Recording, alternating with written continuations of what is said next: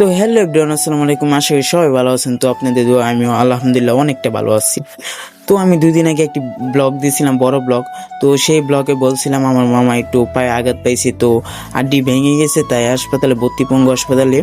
তো এখন আমার মামা সামনে ঈদ, তার পোলাপানি বাড়িতে আছে, তার জন্যে সে না বললেই আইসা পড়ছে, আইসা আমাদের বাসার সামনে তো বৈশা আছে। তো সে আমাদের রুমে হইতেছে না, এখনই চলে যাবে গ্রামে।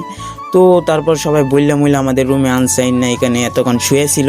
তো এখন গাড়ি আইছে নিয়ে যাইতে। তো এখন গাড়ি আইছে, গাড়িতে উঠায় মুটায় দিতেছি। আর হ্যাঁ, সবাই আমার মামার জন্য দোয়া করবেন যেন তাড়াতাড়ি সুস্থ হয়ে পড়ে, পাটা ঠিক হয়ে যায়, আগের মতন হাঁটাচলা করতে পারে।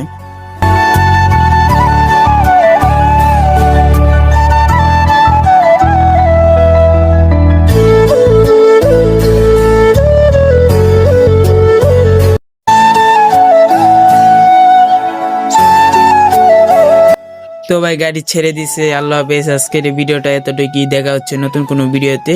সবাই ভালো থাকবেন।